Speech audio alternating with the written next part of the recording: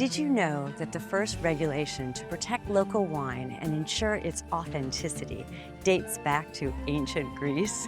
Greece is home to a remarkable array of certified, authentic wines, ensuring they are crafted in specific areas with traditional methods.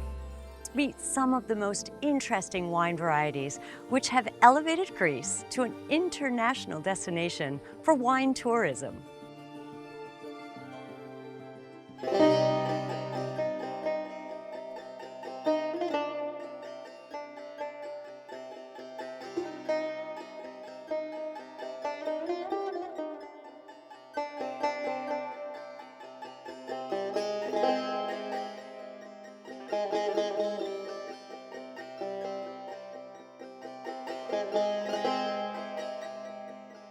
Ταξιδεύουμε στην Εύβοια και επισκεπτόμαστε την πρωτεύουσά της, την Χαλκίδα. Σε απόσταση μόλις μιας ώρας από την Αθήνα, η Χαλκίδα είναι η αγαπημένη πόλη των Αθηναίων, αφού αποτελεί ιδανικό προορισμό για μια σύντομη απόδραση. Η φημισμένη παλαιά γέφυρα που συνδέει την πόλη με τη στερεά Ελλάδα στέκει πάνω από τον πορθμό του Ευρύππου, με τα φημισμένα νερά που αλλάζουν κατεύθυνση κάθε 6 ώρες. Ένα φαινόμενο μοναδικό σε όλο τον κόσμο. Στην απέναντι βιωτική πλευρά ξεχωρίζει το φρούριο του Καράμπαμπα, χτισμένο σε στρατηγική θέση με εκπληκτική θέα στον Ευωικό κόλπο. Ανάμεσα στις μοναδικές γεύσεις της Εύβοιας ξεχωρίζει η φημισμένη ρετσίνα Ευβοίας. Παραγόμενη από εκλεκτές ποικιλίες σταφυλιών και εμπλουτισμένη με φυσική ρητίνη πεύκου, η ρετσίνα είναι σήμα κατά τεθέν της μακράς και πλούσιας ίνοπαραγωγικής παράδοσης του νησιού. Γιώργο, τι σημαίνει για σένα ρετσίνα? Είναι ένα κρασί η οποία παράγεται από το Σαββατιανό και το Ροδίτη. Είναι ένα κρασί το οποίο είναι τοπικό και για μας στην Εύβοια, αλλά και γενικά είναι ένα κρασί παράδοσης για όλη την Ελλάδα. Και αυτό εδώ το τοπίο πραγματικά συντελεί στο να παράξουμε ένα δυναμικό, μαγικό κρασί ταυτόσιμο με την παράδοσή μας. Είναι ένα κρασί το οποίο όμως είναι ταυτόσιμο με το πεύκο. Ο πρωταγωνιστής, ο αρωματικός πρωταγωνιστής είναι η ρετίνη. Είναι δηλαδή το ρετσίνι που παράγεται από το απεύκα. Η ρετσίνα βρέθηκε πριν από 3.000-4.000 σε έναν αφορέα που κάποτε την είχαμε απλά για να καλύψουμε στεγανοτικά το κρασί, γιατί το κρασί αν έρθει σε επαφή με το οξυγόνο θα οξυδωθεί.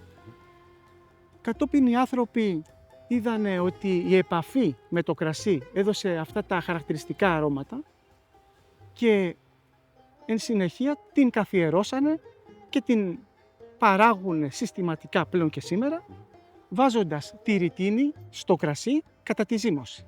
Οι δύο πιο δημοφιλείς ποικιλίες για να έχουμε ρετσίνα Είναι το Σαββατιανό, όπως βλέπουμε εδώ. Είναι μια ποικιλία λεπτεπίλεπτη που δίνει ντελικάτες ρετσίνες. Και φυσικά υπάρχει και ο Ροδίτης, μια φρουτώδης ποικιλία και ο Ροδίτης έχει και λίγο παραπάνω οξύτα από το Σαββατιανό. Και με τι ταιριάζει η ρετσίνα, Γιώργο? Η ρετσίνα ταιριάζει με λάδι, με αλάτι, με ξύδι, με λεμόνι, σαν να λέμε με όλα τα φαγητά. Αυτό είναι ένα ωραίο ξιδάτο οχταπόδι. Βεβαίως. Με ποια από τις δύο ρετσίνες θα δοκιμάσουμε? Θα επιλέξω το Ροδίτη.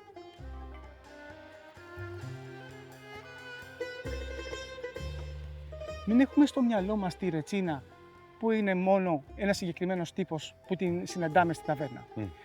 Η ρετσίνα, η δυναμική της ρετσίνας έρχεται μέσα από το ρητίν, από τη ρητίνη. Επομένως, όσο περισσότερο ρετσίν έχουμε, τόσο και πιο δυναμική. Μια ρετσίνα νομοθετικά περιέχει 100 γραμμάρια ή έως 1 κιλό ρετσίνη σε 100 κιλά μουστο. Το πιέ ρετσίνα Εύβοιας προέρχεται από τα αμπελοτόπια που βρίσκονται στη γεωγραφική ζώνη της Εύβοιας, προέρχεται από τα πεύκα που βρίσκονται στην ίδια ζώνη της Εύβοιας πάλι και φυσικά από το είδος χαλέπιος πεύκι που βλέπουμε εδώ μπροστά μας. Γιώργο, στην Εύβοια τη χρησιμοποιούν τη ρετσίνα για να μαγειρέψουν? Βεβαίως. Εκτός ότι συνοδεύει τα φαγητά, την χρησιμοποιούμε και για να μαγειρεύουμε. Πάρα πολλά φαγητά τα σβήνουμε με τη ρετσίνα. Πάρα πολλά φαγητά τα μαρινάρουμε με ρετσίνα Γιώργο, τι θεωρείς ότι είναι για την Ελλάδα και για εσένα η ρετσίνα? Η ρετσίνα είναι κάτι παραπάνω από ένα κρασί για την Ελλάδα. Είναι η ταυτότητα, είναι ο πολιτισμός μας, είναι η Ελλάδα μας μέσα σε ένα ποτήρι. Θα το πιούμε. Ακολουθήστε μας στον επόμενο προορισμό μας για να γνωρίσουμε και άλλα αλκοολούχα ποτά της Ελλάδας.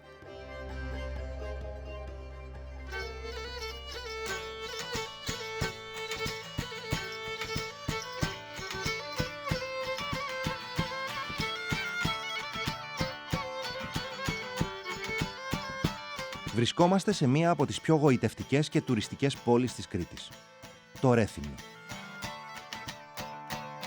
Το ενετικό του λιμάνι και οι γραφικοί δρόμοι της παλιάς πόλης με τα ενετικά και τα βυζαντινά μνημεία αποτελούν πραγματικά στολίδια αρχιτεκτονικής, ενώ από την Φορτέτζα, το καλοδιατηρημένο ενετικό κάστρο, θαυμάζει κανείς τη μοναδική θέα προς την πόλη και τη θάλασσα.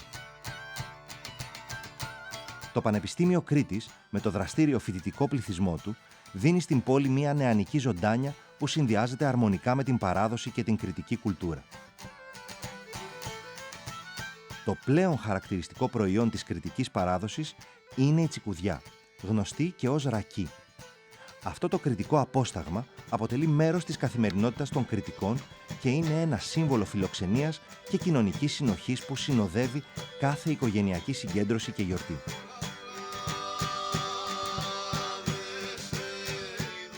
Παράγεται από τα στέμφυλλα, τα υπολείμματα της συνοποίησης των σταφυλιών και έχει αναγνωριστεί ως προϊόν γεωγραφικής ένδειξης. Η γεύση της τσικουδιάς κλείνει μέσα της την κρητική παράδοση και περνά από γενιά σε γενιά. Ελένη, τι έχουμε εδώ? Τσικουδιά. Τσικουδιά. Δεν θα μπορούσαμε να έχουμε κάτι άλλο. Όχι φυσικά. Θα μπορούσαμε. Στην Κρήτη όχι. Στην Κρήτη όχι. Γεια μας. Καλώς ήρθες. Καλώς σας βρήκα. Τι είναι η τσικουδιά και ποιες οι διαφορές της από το τσίπουρο? Τσικουδιά λοιπόν λέγεται γιατί προέρχεται από τη λέξη τσίκουδα, Τα τσίκουδα. τα οποία είναι τα κουκούτσια από το σταφύλι, τα οποία τα έχουν βάλει σε ένα δοχείο αεροστεγός για 20 ημέρες. Είναι απόσταγμα δηλαδή. Απόσταγμα Ωραία. μονής αποστάξεως, ενώ στο τσίπορο είναι διπλή η απόσταξη. Και στο τσίπορο χρησιμοποιούνται αρωματικά, όπως γλυκάνισο ή διάφορα άλλα βότανα. Κάποιες φορές μπορείς να έχεις και χωρίς. Και χωρίς, ναι, το τσίπορο είναι και χωρίς, ναι. Να κρατήσω το μονής με διπλής απόσταξης. Ακριβώς. Τώρα, ποικιλία σταφυλιού Ρωμαϊκό ηλιάτικο. και τσαρδάνα. Και τσαρδάνα, ναι, ναι. Μάλιστα. Και με τι ταιριάζει η τσικουδιά? Με τα πάντα, Σωτήρη. Με το καλωσόρισμα του επισκέπτη, με τις χαρές κυρίως, αλλά και με τις λύπες. Και δεν υπάρχει σπίτι να μην έχει ένα μπουκάλι τσικουδιά να φιλέψει τον οποιοδήποτε επισκέπτη. Και πώς πίνεται η τσικουδιά? Κρύα? Πάντα παγωμένη. Πάντα παγωμένη. Όμως, Κατάψυξη. Κατάψυξη, ναι. Όμως μπορούμε να τη ζεστάνουμε και να βάλουμε λίγο μέλι, το γνωστό ρακόμελο, για το χειμώνα, για τις κρύες μέρες του χειμώνα. Η τσικουδιά προσφέρεται πάντα με καλό μεζέ. Τι έχουμε εδώ στο τραπέζι? Ό,τι είχε το σπιτικό μου. Ελιές, δροβλιούς, κρίταμο. Περίμενε, δροβλή, τι είναι αυτό? Είναι... Η βολβή. Ναι, η βολβή. Ασκορδουλάκι. Ασκορδουλάκι, ναι. Α, Κρητική γραβιέρα, ντολμαδάκια που έχει φτιάξει η μαμά και παξιμάδι. Ό,τι έχει το σπιτικό μου. πες μας για τα καζάνια. Ρακοκάζανα λοιπόν. Ποια είναι η εποχή για τα καζάνια? Σεπτέμβρης. Ναι. Σεπτέμβρης με αρχές Οκτώβρη. Είναι κάτι που σημαδεύει τη χρονιά στην Κρήτη. Ακριβώς. Όλοι περιμένουν, οι οικογένειες, όλοι περιμένουν τα καζάνια. Τα ρακοκάζανα, μα γίνεται πανηγύρι.